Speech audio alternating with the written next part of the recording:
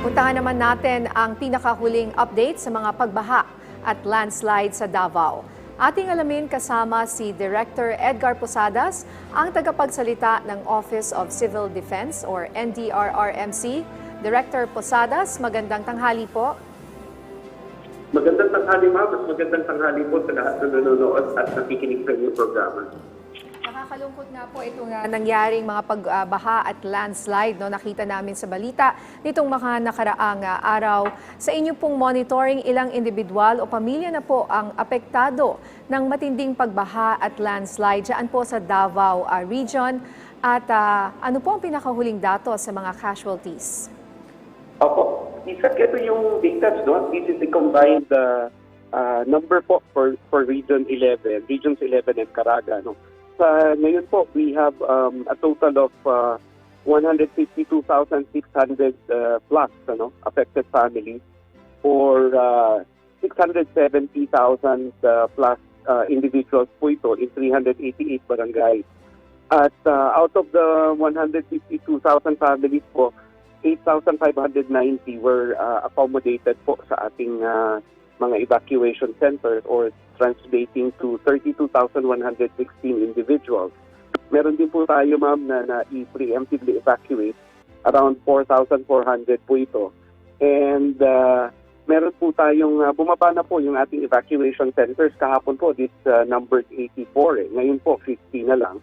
And pero unfortunately po, ma'am, meron tayong kinukumpirma na 16 po na casualties. Mostly dito, ma'am, yung doon po sa Mount Diwata, yung landslide ng Thursday sa Moncayo. No? And then 12 po doon, and then 2 po sa Davao City, tapos isa po sa Davao Oriental and Davao Occidental.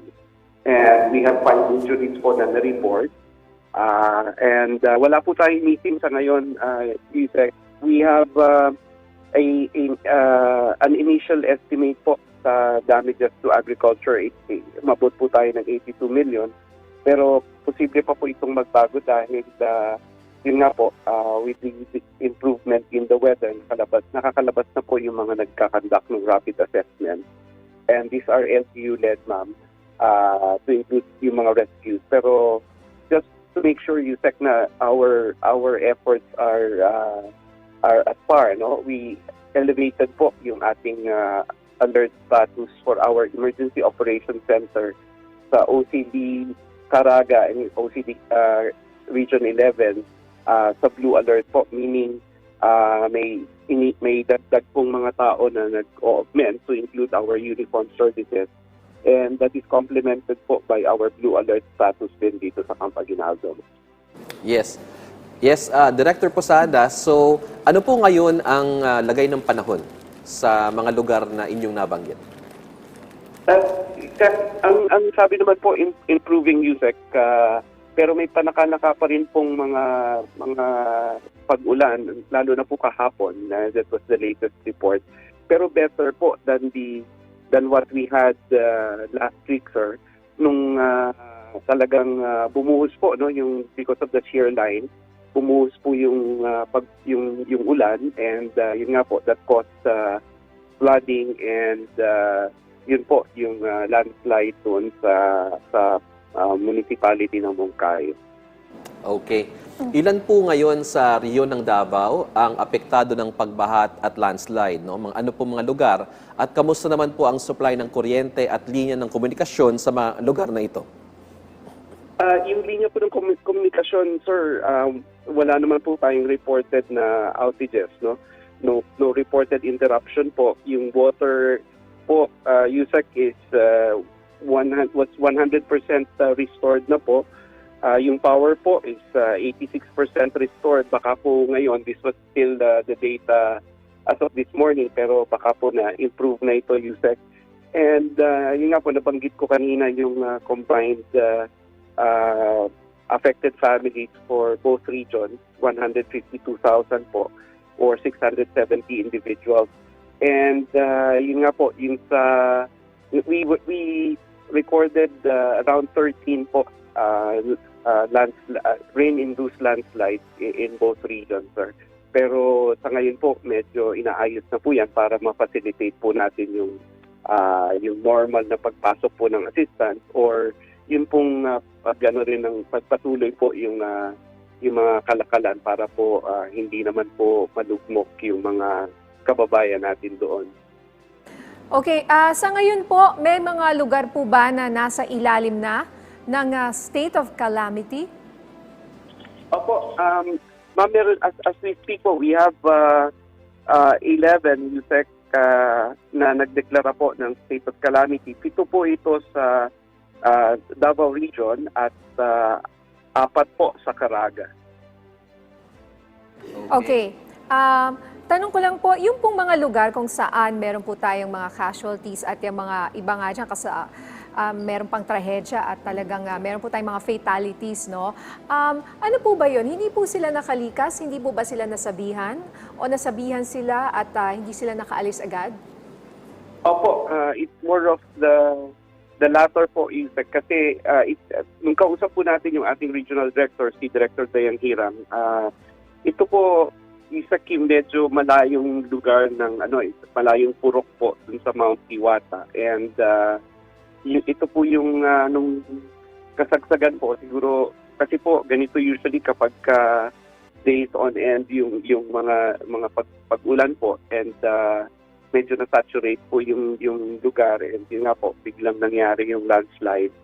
So yun po, karamihan po dun sa mga reported na fatalities natin, around yung 11 po doon ay doon po sa incident sa Moncayo.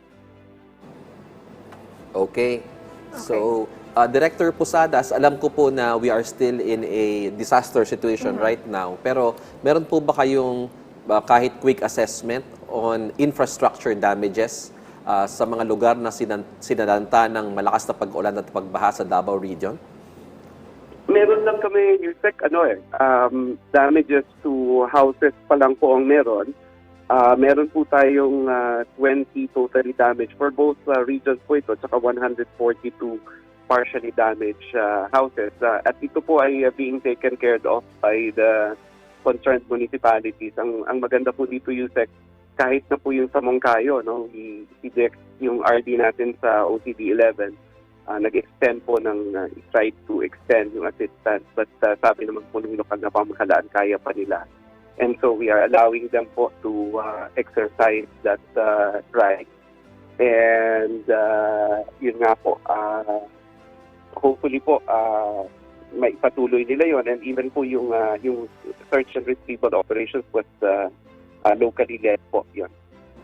Okay, meron pa po ba kayong mga announcement? Sabi nyo nga may search and retrieval. So meron pa ba kayong inaasahan na iba pang mga casualties or fatalities, mga biktima po ng landslide?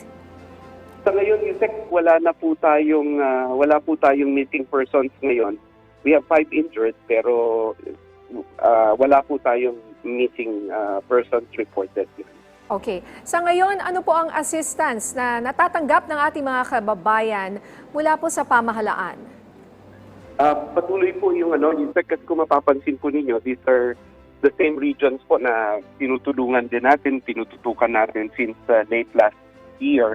Kasi ito po yung mga inuulan-ulan din, tapos meron din po mga yung earthquakes po dito. So medyo mataas po yung ating yung level ng ating response dito. So maintain lang po natin yan. These are in the forms of food and non-food items, yung mga family food packs po, family kits at saka yung mga hygiene kits.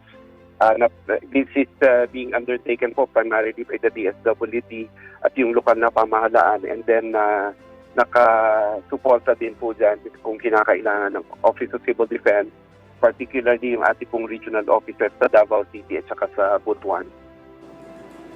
Okay. Director Posadas, baka po meron kayong huling paalala o announcement sa ating mga kababayan sa Davao Region na nakatutok sa atin ngayon. Maraming salamat po sa ating po mga kababayan. Una, yun nga po, kaisa ninyo ang inyong pamahalaan in all levels po sa pagharap po sa hamon na ito ng flash floods at saka ito pong landslide. At yun nga po, ang pinapaalala lang natin sa mga kababayan natin na kapag tayo ay nasabihan na po na lumikas at pumunta sa safer grounds. Alam naman po natin yun, may mga safe evacuation centers tayo. Then let's do so. Wag na po tayo mag-atubili. We are not expecting a repeat of this po. But hopefully, patuloy lang po natin yung mataas natin na level ng paghahanda. No? And Yusek, I'd like to just reiterate po that the government is here. No? Yung government resources is available. Kung sakali po na hindi kaya ng lokal na pamahalaan, we have our regional resources po as facilitated by our Office of Civil Defense po, of course yung DILG, USEC, and DFWD, and lahat po ng ahensya. At kulang pa po yan, we have readily available resources dito po sa national. So, we just would like to assure everyone na ang inyong pong gobyerno ay narito para tumulong kung kinakailangan. Maraming salamat po. Maraming salamat po sa inyong oras, Director Edgar Posadas, ang tagapagsalita ng Office of Civil Defense and DRRMC.